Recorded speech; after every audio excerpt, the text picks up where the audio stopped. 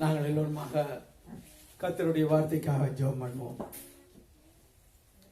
பரலோகத்தில் இருக்கிற நல்ல பிதாவே, உங்களை துதிக்கிறோம், சோதரிக்கிறோம். அப்பா, இந்த வேளையிலும் உங்களுடைய வார்த்தைக்காக ஜெபிக்கிறோம். உங்களுடைய வார்த்தையினால் எங்களோடு பேசும் ராஜா, எங்களை பலப்படுத்தும் ராஜா.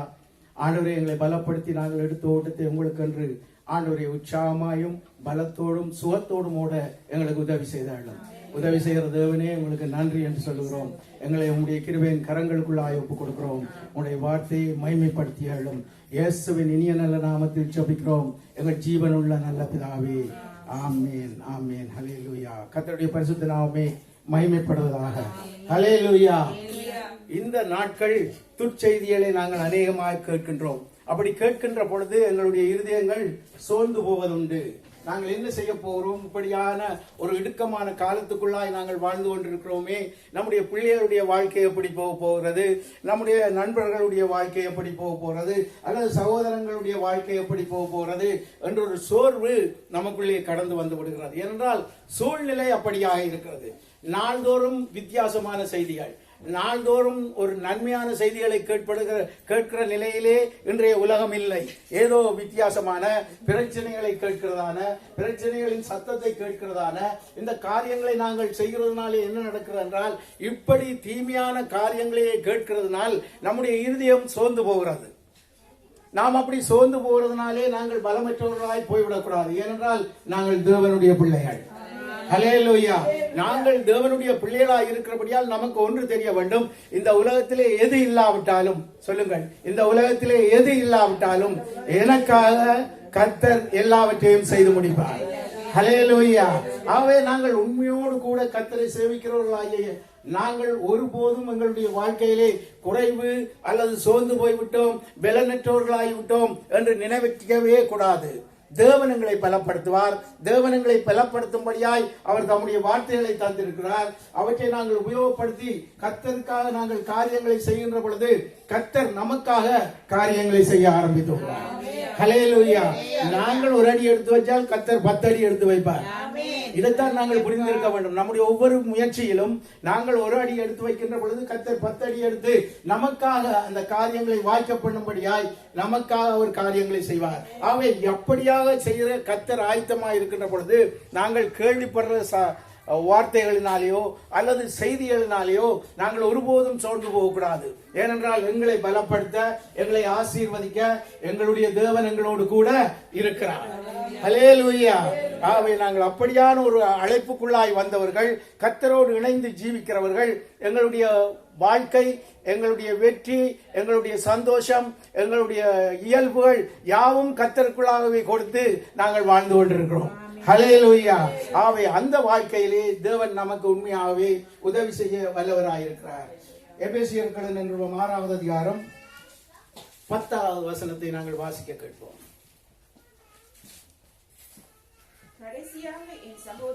கடைசியாக என் சகோதரரே, கர்த்தரிலும் அவருடைய சத்துவத்தின் வல்லமையிலும் பலப்படுங்கள்.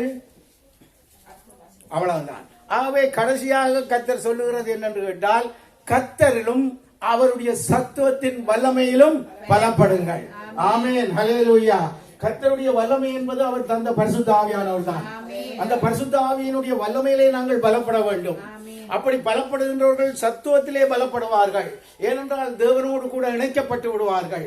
தேவனோடு கூட இணைக்கப்பட்டு ஜீவிக்கிற ஜீவியத்திலே கர்த்தர் நம்மோடு கூட இருந்து நம்மை பலப்படுத்தி நமக்கு வேண்டிய சகல காரியங்களையும் செய்து நம்மை உண்மையாகவே ஆசீர்வதிப்பார். ஆகவே செய்ய வேண்டியதெல்லாம் கர்த்தரோடு கூட இணைந்து அவருடைய காரியங்களில் எங்களை ஒப்புக் கொடுத்து அவருக்காக நாங்கள் ஜீவிக்கின்ற பொழுது தேவன் தாமே தந்த பரிசுத்த ஆவியானவர் நம்மை அற்புதமாய் வழி நடத்துவார். ஹல்லேலூயா. நாம் ஏற்கனவே பரிசுத்த ஆவியானவருக்கு நம்மை ஒப்புக் கொடுத்திருக்கிறோம். ஆனபடியால் தான் இன்றைக்கு இங்கே வந்து நாங்கள், இல்லையா வேற எங்கேயும் இருந்திருப்போம். ஆமென், ஆமென். என்றால் உலகம் வேற வழியிலே தான் தங்களுடைய காரியங்களை செய்யும். ஆனால் கர்த்தருடைய பிள்ளைகளோ கர்த்தருடைய சமூகத்துக்கு போகணும், ஆலயத்துக்கு போகணும் என்று தங்களை ஆயத்தப்படுத்திக் கொள்வார்கள். அப்படி ஆயத்தப்படுத்தப்பட்டபடியால் நாங்கள் ஆண்டவருடைய சமூகத்துக்கு வரும்படியால் இந்த இடத்திலே நாங்கள் வந்து சேர்ந்திருக்கிறோம். ஆகவே தேவனுடைய திட்டத்துக்கு எங்களை நாங்கள் ஒப்புக் கொடுக்கின்ற பொழுது இந்த சோர்வுகள் ஒன்றும் நம்மை மேற்கொள்ள முடியாது. ஏனென்றால் தேவன் எங்களை பலப்படுத்துவார். அவருடைய வார்த்தைகள் எங்களை பலப்படுத்தும். அவருடைய வார்த்தைகளினால் நாங்கள் பலம் பெறுவோம். பரிசுத்த ஆவியானவர் இன்னும் நம்மை பலப்படுத்துவார். வார்த்தைகளை நம்பி நாங்கள் ஜீவிக்க, வார்த்தையை பேசி பேசி ஜீவிக்க கர்த்தர் நம்மை ஆசீர்வதித்துக் கொண்டே இருப்பார். அவை அந்த ஆசீர்வாதத்துக்காகத்தான் கர்த்தர் நம்முடைய வார்த்தை எல்லாத்தையும் நமக்கு எழுதி தந்தார். நமக்கு எழுதி தந்த வார்த்தைகளை நாங்கள் கைக்கொள்ளுகின்ற பொழுது நாங்கள் ஆண்டவருடைய ஆசீர்வாதங்களாலும் ஆண்டவருடைய பலத்தினாலும் ஆண்டவருடைய ஆவியினாலும் இன்னும் வளர இன்னும் பெருக கர்த்தர் கிருபை செய்கிறார். ஹல்லேலூயா. ஆவே கர்த்தரை தேட வேண்டும். நம்முடைய காரியங்களிலே கர்த்தரை தேட வேண்டும். மற்ற காரியங்களையும் எல்லாம் தள்ளி வைத்து போட்டு கர்த்தரை தேடுகின்ற பொழுது கர்த்தர் நமக்காக யாவற்றையும் செய்து முடித்து எல்லா காரியங்களிலும் நமக்கு ஜெயத்தை தருவார். அது என்ன பிரச்சனையாகவும் இருக்கலாம், எப்படிப்பட்ட பிரச்சனையாகவும் இருக்கலாம், நாங்கள் பயப்படவே தேவையில்லை. ஏனென்றால் அவர் எங்களுக்காக யுத்தம் பண்ணுகிற தேவன். அவரை ஒருவரும் தடுக்க முடியாது. அவர் நமக்காக நாங்கள் கூப்பிடுகின்ற பொழுது, ஆண்டவரே இது பிரச்சனையா இருக்கிறது, இந்த பிரச்சனையில் இருந்து என்னை தூக்கி எடுமான்னு சொல்லுகின்ற பொழுது நிச்சயமாய் தூக்கி எடுப்பார். ஏனென்றால் உண்மையாகவே அவர் நம்மை நேசிக்கிறார். அவன் நேசித்தபடியால் தான் ரட்சிக்கப்பட்டோம். ஹல்லேலூயா. ரட்சிக்கப்பட்டபடியால் கர்த்தருடைய சமூகத்தை தேடி ஓடி வருகின்றோம். ஆகவே நாம் நினைக்க கூடாது, ஐயோ எனக்கு இந்த காரியங்களில் எல்லா காரியமும் நமக்கு ஒழுங்குபடுத்தப்பட்டு விட்டது, நாங்கள் தான் அவற்றை பெற்றுக் கொள்கிறதும் அறிக்கை பண்ணுகிறதிலும் எங்களுடைய கவனத்தை செலுத்துகின்ற பொழுது நாங்கள் இவற்றை பெற்றுக் கொள்ளலாம். உண்மையாகவே ஆண்டவருடைய பிள்ளைகள் பேசுகிறவர்கள், அவர்கள் அலம்பல்கள் தான் சொல்லணும்.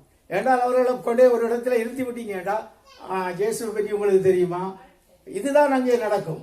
அப்படியாக எந்த நேரமும் பேசிக்கொண்டே இருப்பார்கள்.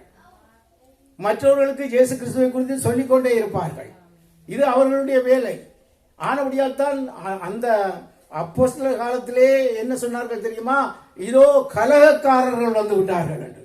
என்றால் அவர்கள் பேசுகிறதுனாலே அவர்களுக்கு பெரிய எதிர்ப்புகள் எல்லாம் உண்டாயிற்று. ஏனென்றால் இயேசுவை அவர்கள் முன்பு அறியவில்லை, அவர்கள் இயேசுவனுடைய காரியங்களிலே தங்களை ஒப்புக் கொடுக்கவில்லை. இவர்கள் போய் இயேசு கிறிஸ்துவை குறித்து அவர்களுக்கு சொல்ல, இதென்ன புதிய ஒரு தெய்வத்தை இவர்கள் அறிமுகப்படுத்துகிறார்களே, புதிய ஒரு ஆலயங்களுக்கு அறிமுகப்படுத்துகிறாரே என்று சொல்லி அவர்கள் அவர்களோடு பிரச்சனைப்பட்டார்கள். ஆனால் தேவனுடைய பிள்ளைகள் வாயாடிகள் என்று கூட சொல்லப்பட்டிருக்கிறது. எத்தனை பேருக்கு ஞாபகம் இருக்கு அந்த வசனம்? இவர்கள் வாயாடிகளாக இருக்கிறார்கள். அப்படியாக, அதாவது கர்த்தருடைய காரியத்தை சொல்லுகிறதில்லை, அதிலே கவனம் இருக்க வேண்டும். நாங்கள் நம்ம கதைக்க விட்டால் நாங்கள் இப்ப என்ன கதைக்கிறோம் என்றால், அவர்கள் அப்படி இருக்கிறார்கள், இவர்களுடைய காரியங்கள் அப்படி, இந்த காரியங்கள் எல்லாம் அப்படி இருக்கிறது. இவே அல்ல, கர்த்தரை குறித்து எங்கள் வாயை திறந்து பேசப்படாதுங்கள். ஹல்லேலூயா. அப்பொழுது கர்த்தருடைய கிருபை நம்மை தாங்கும்.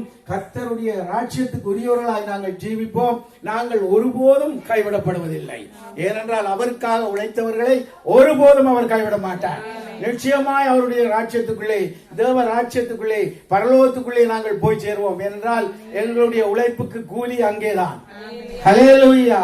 ஆகவே உற்சாகமாய் கர்த்தருக்காக நாங்கள் ஜீவிக்கப்பட வேண்டும். எந்த ஒரு தவறான செய்தி கேட்டாலும், இல்லை என் இயேசு என்னோடு இருக்கிறார், அவர் என்னை காத்துக் கொள்வார், அவர் எனக்கு உதவி செய்வார். ஹல்லேலூயா. சங்கீதம் 18:28 வாசிக்க கேட்போம். தேவரீர் என் விளக்கை ஏற்றுவீர், என் தேவனாகிய கர்த்தர் என் இருளை வெளிச்சமாக்குவார். எங்களுக்கு பிரச்சனை வந்து விட்டது என்றால் பிரச்சனையை பார்த்து கொண்டிருக்க கூடாது, நாம் தேவனை பார்க்க வேண்டும். தேவனிடத்தில் நாங்கள் சொல்லுவோம், அப்பா எங்களுடைய பிரச்சனை இப்படியாய் போய்விட்டது, இதிலே இருந்து எனக்கு ஒரு விடுதலை தாரும், வெளிச்சத்தை தாரும், நான் ஆண்டவருடைய பிள்ளை, ஆண்டவருக்குள்ளா இந்த காரியங்களை நான் வெற்றி பெற எனக்கு உதவி செய்யும் என்று நாங்கள் ஆண்டவரை நோக்கி கூப்பிடுகிறவர்களா இருக்க வேணும். இப்ப நாங்கள் என்ன செய்கிறோம்னா, சேர்ச்சுக்கு போனால் போதும், சில பேர் ஜெபிக்கிறோம், சில பேர் ஜெபிச்சால் போதும், சில பேர் வேதத்தை வாசிக்கிறோம், சில பேர் வேதத்தை வாசித்தால் போதும், அதோடு எங்களுடைய அலுவல்கள் முடிந்து விடுகிறது. எங்களுடைய தேவைகளை அவரிடத்திலே கேட்க வேண்டும். ஹல்லேலூயா. நம்முடைய பிரச்சனைகளை நாங்கள் வாயாலே அவரிடத்தில் அறிக்கை பண்ணி, ஆண்டவரே இந்த பிரச்சனை என்னை விட்டு நீங்க வேண்டும் என்று ஜெபிக்கிற ஜெபம் நமக்கு அவரோடு தொடர்பை ஏற்படுத்துகிறது. ஹல்லேலூயா. இல்லை என்றால் நாங்கள் தொடர்பற்ற ஒரு ஜீவியம். உலகத்திலே மற்றவர்கள் ஜீவிக்குமா போல மற்றவர்கள் இயேசுவை நோக்கி கூப்பிட மாட்டார்கள். நாம் தான் இயேசுவை நோக்கி கூப்பிடுவோம். நாங்கள் இயேசுவை நோக்கி கூப்பிட்டு நாங்கள் ஆண்டவரிடத்திலே எங்களுடைய காரியங்களை சொல்லி காரியங்களை செய்ய பார்ப்போம். ஆகவே அப்படியா ஜீவிக்கிற ஒரு ஜீவியத்துக்குள்ளே நாங்கள் கடந்து வந்து விட வேண்டும். ஹல்லேலூயா. யாத்ராவும் 15வது அதிகாரம் 2வது வசனத்தை நாங்கள் வாசிக்க கேட்போம்.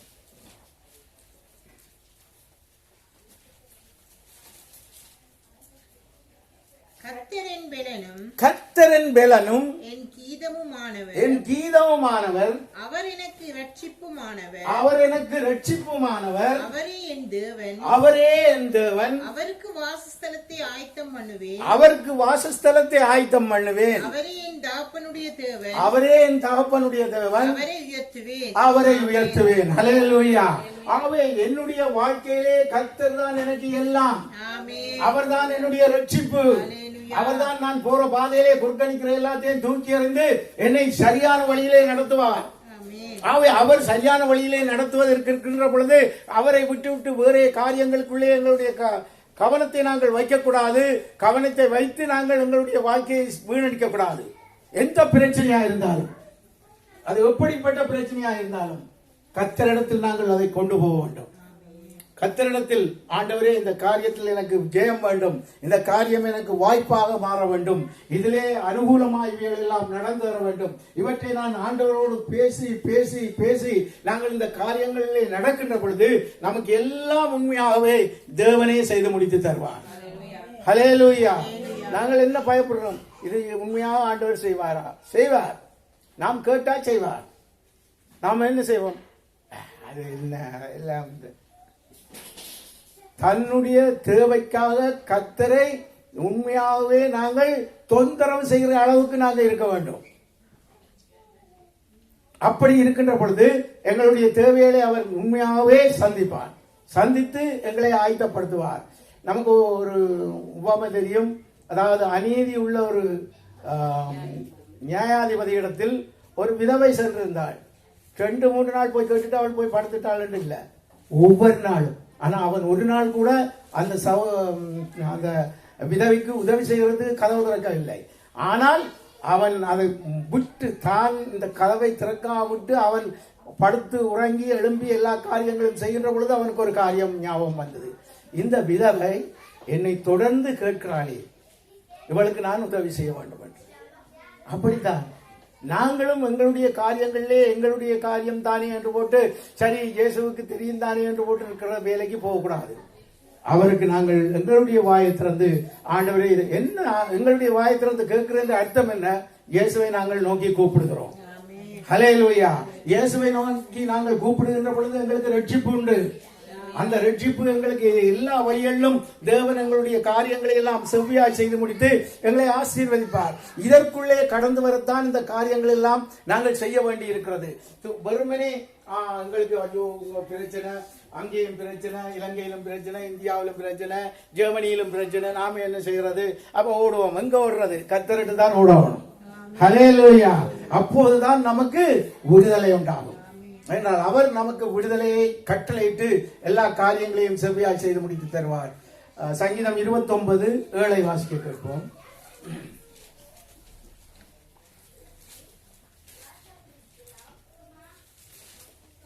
29:11 கர்த்தர் தமது ஜனத்திற்கு பலன் கொடுப்பார். கர்த்தர் தமது ஜனத்திற்கு பலன் கொடுப்பார்.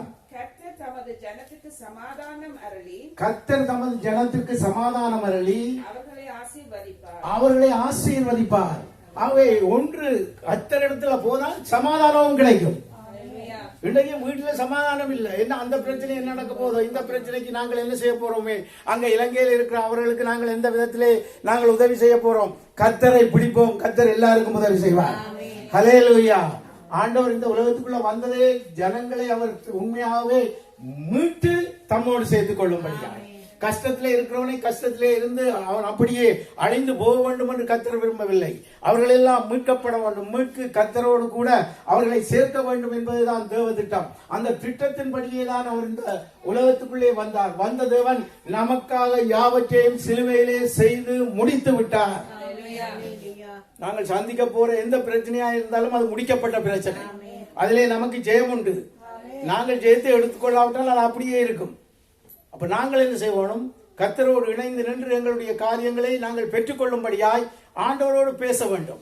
ஆண்டவரோடு பேச வேண்டும். ஆண்டவரோடு பேசுகின்ற பொழுதுதான் இதற்குரிய பதிலை நாங்கள் பெற்றுக்கொள்ள முடியும். இல்லை என்றால் நாம் கவனிக்காவிட்டால் அவர் இதை பற்றி கவனிக்க வேண்டிய அவசியம் இல்லை. ஏனென்றால் என்ற பிள்ளைகளுக்கு எல்லாம் எழுதி கொடுத்திருக்கிறார். ஹல்லேலூயா. ஒன்றையும் நான் மறைத்து வைக்கவில்லை, எல்லாம் அவர்களுக்கு எழுதி கொடுத்திருக்கிறேன். எழுதி கொடுத்ததை அவர்கள் வாசிக்கிறதன் மூலமும் அதை தியானிக்கிறதன் மூலம் அவர்கள் அறிவை பெற்றுக் கொள்வார்கள். அந்த அறிவை பெற்றுக்கொண்டு அதன்படி அவர்கள் நடப்பார்கள் என்பதுதான் கர்த்தருடைய எதிர்பார்ப்பு. ஆகவே அந்த எதிர்பார்ப்புகளை நாங்கள் நிறைவேற்றுவர்களாய் நாங்கள் இல்லாவிட்டால் ஒருபோதும் நாங்கள் அவைகளை பெற்றுக் கொள்ள முடியாது. எல்லாம் நமக்கு எழுதி கொடுக்கப்பட்டது. வசனத்தின் படி செய்ய அவர் ஆயத்தமாயிருக்கிறார். எந்த காரியத்தையும் அவர் செய்து நமக்கு ஆசீர்வாதத்தை கட்டளையிட, நம்முடைய பிரச்சனையில் இருந்து நம்மை நீக்கி போட, நமக்கு ரட்சிப்பை கட்டளையிட்டு, ரட்சிப்பென்றால் பாவத்தில் இருந்து மாத்திரமல்ல, எங்களுக்கு எதிராக எல்லா பிரச்சனைகளிலும் இருந்து ரட்சிப்பு. ஹல்லேலூயா. அதுதான் கர்த்தருடைய திட்டம். அந்த திட்டத்தினாலே தான் நாங்கள் ரட்சிக்கப்பட்டு கர்த்தருடைய சமூகத்திலே என்று நாங்கள் சேர்க்கப்பட்டிருக்கிறோம். அவரோடு கூட ஜீவிக்கிற ஒரு ஜீவியத்துக்கு அழைக்கப்பட்டிருக்கிறோம். அழைக்கப்பட்ட நாங்கள் எங்களுடைய ஜீவியத்தை அறிந்து ஆண்டவரோடு பேசி ஜீவிக்கிற ஜனமாய் இருக்க வேண்டும். ஹல்லேலூயா. இன்றைய காலமே எத்தனை பேர் ஆண்டவரோட பேசுனீங்க? Praise God. நீங்கள் பாக்கியவான்கள், கையெழுத்தினார்கள், சும்மா இருக்கிறார்கள். நாளாந்தம் கர்த்தரோடு பேசாமல் நாங்கள் இங்கே கர்த்தர்கிட்ட வந்து கூட நாங்கள் எல்லையும் பெற்றுக்கொள்ள மாட்டோம். நாங்க என்ன நினைக்கிறோம்? அவர் நமக்கு அடிமை நினைக்கிறோமா, அல்லது நாங்கள் அவருடைய பிள்ளைகள் என்று நினைக்கிறோமா? எதை நினைக்கிறீர்கள்? பிள்ளைகள் கேட்கும். பிள்ளைகள் தங்களுடைய தேவைக்கு கர்த்தரை தேடுவார்கள். நாங்கள் அப்படித்தான் வாழ வேண்டும். அப்படி வாழுகின்ற பொழுதுதான் நிச்சயமாய் நம்முடைய தேவைகள் சந்திக்கப்படுவது மாத்திரமல்ல, கர்த்தரும் மிகுந்த மகிழ்ச்சி அடைவார். ஹல்லேலூயா. தன்னை நோக்கி தன் பிள்ளைகள் கூப்பிடுகிறார்கள் என்கின்ற பொழுது கர்த்தருக்கு மிகுந்த மகிழ்ச்சி உண்டாகும். ஆகவே நாங்கள் அப்படியாக செய்ய பழகித்தான் ஆண்டவரோடு கூட இணைந்து காரியங்களை செய்ய வேண்டும். அப்படி செய்கின்ற பொழுது தேவன் நிச்சயமாயே சந்தோஷப்படுவார். நமக்கும் நம்முடைய தேவைகளை ஆசீர்வதித்து பார்த்து மகிழ்வார். ஹல்லேலூயா. நாங்கள் ஆசீர்வாதமாய் இருக்கிறது தான் அவருக்கு பிரியம். நாங்கள் ஆசீர்வாதமாய் வாழுகிறதே அவர் பார்க்க வேண்டும் என்பதுதான் அவருடைய விருப்பம். அந்த விருப்பத்துக்குரியவர்களாய் நாங்கள் ஜீவித்தால் தான் இந்த காரியங்களை நாங்கள் எல்லாம் கடந்து செல்ல முடியும். இல்லை என்றால் நாங்கள் என்ன, நாங்கள் கேட்ட செய்தியோடு நாங்கள் அப்படியே சோர்ந்து போய் விழுந்து படுத்து விடுவோம். நாமோ தேவனுடைய பலனை பெறுகிறவர்கள். ஆகவே நாங்கள் உற்சாகமாய் இருக்க வேண்டும்.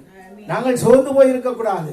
நாங்கள் சோர்ந்து போயிருந்தால் நிச்சயமாய் நாங்கள் எங்களுடைய காரியங்களையே ஆண்டவரிடத்தில் கேட்காம விட்டுருவோம். ஆனால் ஆண்டவர் சொல்றார், நான் உன்னை பலப்படுத்துகிற தேவன், நான் உன்னை பலப்படுத்துகிறவர். ஆகவே எந்த காரியமா இருந்தாலும் தேவனிடத்தில் கேட்க பழகி அதை பெற்றுக்கொள்ள பழகுகின்ற பொழுது இன்னும் நம்முடைய வாழ்க்கை சந்தோஷமாயிருக்கும், தேவனுக்கு பிரியமாயிருக்கும். அந்த அளவுக்கு எங்களை ஒப்பு கொடுத்து ஜீவிக்கிற ஒரு ஜீவியம் தான் கர்த்தர் நம்மிடத்தில் எதிர்பார்க்கிறது. இங்கே வந்து திரும்பி போறதல்ல, கர்த்தருக்குள்ளாய் எங்களுடைய வாழ்க்கையை ஒப்பு கொடுத்து வெற்றியோடு வாழ்வது. ஹல்லேலூயா. அதுதான் தேவன் எங்களிடத்தில் எதிர்பார்க்கிறது. அந்த வாழ்க்கையை நாங்கள் சுவீகரித்துக் கொள்ள வேண்டும். என்றால் கர்த்தரை பின்பற்றுகிறவர்கள் அப்படி இருக்கிறார்கள், இப்படி இருக்கிறார்கள் என்று சொல்லுகிறதுக்கு காரணம் என்ன? நாங்கள் அதை எடுத்துக்கொள்வதில்லை. எங்களுடைய வெற்றியை நாங்கள் எடுத்துக்கொள்வதில்லை. நாங்கள் அவற்றையெல்லாம் விட்டுவிட்டு அதெல்லாம் பிறகு பாப்பு கொண்டு இருக்கிறோம். நாம் தேவனோடு தினமும் தொடர்புடையவர்களாக இருக்க வேண்டும். ஹல்லேலூயா. ஆண்டவர் ஆதாயமையும் மேவாளையும் படைத்து போட்டு ஒவ்வொரு பின்னேரம் 4 மணிக்கும் அங்க எங்கேயோ வந்தாராம். எங்க வந்தார்? ஏதேன் தோட்டத்துக்கு. ஏன் வந்தவர்?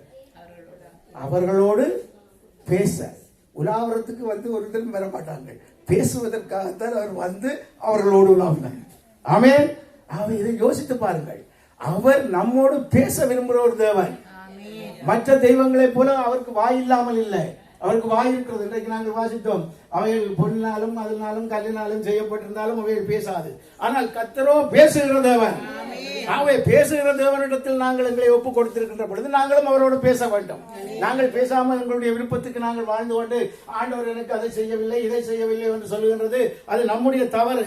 நாம் ஆண்டவரிடத்தில் கேட்கணும். ஆண்டவர் அதற்குரிய காரியங்களை நமக்கு பதிலாய் கட்டளையிட்டு நாங்கள் ஆண்டவரோடு கூட ஜீவிக்கிற ஒரு ஜீவியத்துக்குள்ளே இன்னும் அதிகமாய் நாங்கள் வளர சந்தோஷமாய் வாழ கிருபை செய்வார்.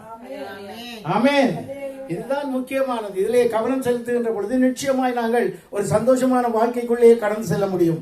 என்றால் உலகத்திலே நாங்கள் பலவான்கள் என்று சொல்லுகிறவர்கள் பலவான்கள் அல்ல, அவர்கள் எல்லாம் எப்படியோ சோர்ந்து போனவர்களாயும் பலமற்றவர்களாயும் இருக்கின்ற நேரம் என்னென்றால் கேட்கிற துச்செய்திகளினாலே அவர்களுடைய இருதயம் துவண்டு போய்விடும் என்று வேதம் சொல்லுகிறது.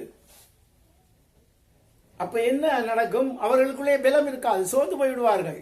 அப்படி சோர்ந்து போகிறவர்களைத்தான் கர்த்தர் தூக்கி எடுக்க விரும்புகிறார்.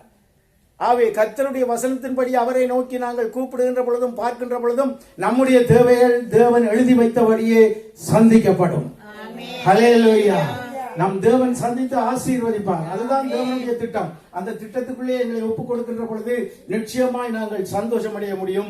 கர்த்தரும் அதை பார்த்து மகிழ்வார். ஆகவே பலமற்றவர்களாய் ஜீவிக்கிற வேலையை விட்டுவிட்டு பலம் பெற்று கொள்ளுகிறவர்களாய் நாங்கள் மாற வேண்டும். நமக்கு தெரியும் எத்தனையோ பிரச்சனைகள் இந்த உலகத்திலே நமக்கு ஏற்படுகின்றன. ஆனால் நாங்கள் அவற்றையெல்லாம் தள்ளி தள்ளி வைத்து போட்டு அதெல்லாம் பிரபாபம் இதெல்லாம் பிரபாவம் அப்படியே தான் இருக்கும். பிரச்சனையை வெல்றதுக்கு வழி இயேசுவினிடத்தில் பேசுவது. ஹல்லேலூயா. இயேசுவோடு பேசி அந்த காரியங்களை அவரிடத்தில் நாங்கள் அறிவிக்கின்ற பொழுது அவர் நமக்காக காரியங்களை செய்ய ஆரம்பித்து விடுவார்.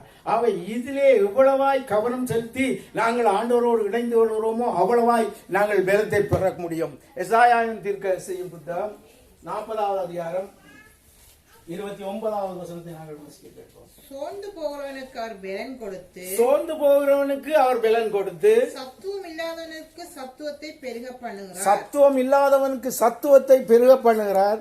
கண்டுட்டுதா இது? ஆகவே என்ன நடக்கிறது? கர்த்தருடைய கிருபையினாலே நாங்கள் பலம் பெற கர்த்தர் உயிரோடு இருக்கிறார். ஆமென். அவர் உயிரோடு இருக்கிறபடியால் என்ன செய்கின்றார்? நம்மை பலப்படுத்துகிறவராய் இருக்கின்றார், நம்மை ஆசீர்வதிக்கிறவராய் இருக்கின்றார், எங்கள் தேவைகளை சந்திக்கிறவராய் இருக்கின்றார், எங்களுக்காக யுத்தம் பண்ணுகிறவராய் இருக்கிறார். ஹல்லேலூயா, ஹல்லேலூயா. கர்த்தருக்கு மகிமை உண்டாவதாக. அப்படியாய் அவர் எல்லாவற்றையும் செய்கிறவராய் இருக்கின்ற பொழுது நாங்கள் தேவனோடு கூட இணைந்து ஜீவிக்கிற ஜீவியத்துக்குள்ளே எங்களை முழுதாய் ஒப்பு கொடுத்து காரியங்களை செய்ய வேண்டும். ஆண்டவர் தான் எனக்கு எல்லாம் என்கின்ற அறிவு எனக்கு வர வேண்டும். நான் அறிவில்லாதவனாய் ஜீவிக்கிற ஜீவியத்துக்குள்ளே போகக்கூடாது. நாங்கள் அறிவுள்ளவர்களாய் வேத வசனமே நம்மை அறிவுக்குள்ளாய்த்தான் வழி நடத்துகிறது.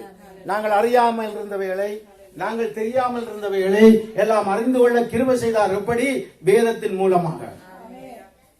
இல்லையென்றால் நாங்களும் உலகத்தில் உள்ள எல்லாம் மாறி அதி புத்திசாலிகளை போல இருந்திருப்போம். கர்த்தர் என்ன செய்தார்? வேதத்தை வாசிக்க வைத்து நம்மை புத்திசாலிகளாய் மாற்றி போட்டார். நாங்கள் ஆண்டவருடைய வசனத்தை கேட்டு வசனத்தை வாசித்து அதனால் ஆண்டவரோடு கூட இணைந்து ஜீவிக்கிற ஒரு ஜீவியத்துக்குள்ளே கடந்து வந்திருக்கிறோம். ஆண்டவர் நம்மை ஆசீர்வதிக்கவும் நம்மை பலப்படுத்தவும் அவர் ஆயத்தமாய் இருக்கிறார். ஆகவே இயேசுவோடு கூட ஜீவிக்கிற ஜீவியத்திலே எனக்கு கஷ்டம் என்று சொல்லாதீர்கள், எனக்கு எல்லா பக்கமும் ஆசீர்வாதம். ஹல்லேலூயா. அவர் என்ன சொன்னார்? ஆரோனையும் ஆரோன் குடும்பத்தாரையும் கீழா பிச்சம் என்ன சொன்னார்? அவருக்கு பயப்படுகிற பெரியோரையும் சிறியோரையும் ஆசீர்வதிப்பார். அப்ப நாங்கள் ஏன் பயப்பட வேண்டும்? நாங்கள் உண்மையாகவே ஆண்டவரோடு கூட இணைந்து ஜீவிக்கிற ஜீவியத்திலே தான் கவனம் செலுத்த வேண்டும். அவரோடு கூட நாங்கள் ஜீவிக்கிற ஜீவியத்திலே நாங்கள் கவனமாயிருந்தால் நாங்கள் எல்லாவற்றையும் செவ்வாய் செய்து முடிப்போம். ஆகவே தேவனோடு கூட இணைந்து ஜீவிக்கிற இந்த ஜீவியத்துக்கு கர்த்தர் தான் நமக்கு உதவி செய்ய வேண்டும். ஆகவே இந்த காரியங்களை எல்லாம் நன்கு யோசித்தால் நாம் நம்முடைய வாழ்க்கையை நாம் கொஞ்சம் கவனம் செலுத்தி ஆண்டவரோடு இணைந்து ஜீவித்து எல்லா ஆசீர்வாதங்களையும் சுதந்திரித்துக் கொள்ள வேண்டும். ஹல்லேலூயா. நாங்கள் நித்திரை கொண்டோமா இருந்தால் இவற்றையெல்லாம் அது அவற்றை பிரச்சனை அவர் பார்த்துக் கொள்ளட்டுக்கு, இது இவற்றை பிரச்சனை அவர் பார்த்துக் கொள்ளட்டுக்கு. இல்லை, என் பிரச்சனைகளுக்கு எனக்கு ஆண்டவர் விடை தருவார். ஹல்லேலூயா. எல்லா பிரச்சனையிலும் நின்று என்னை தூக்கி எடுப்பார். ஆகவே ஆண்டவரோடு கூட இணைந்து ஜீவிக்கிற ஜீவியத்துக்குள்ளே என்னை இன்னும் அதிகமாய் நான் வளர்க்க வேண்டும். அப்படி வளர்க்கிறதுக்கு வழி என்ன? 40வது வசனம்.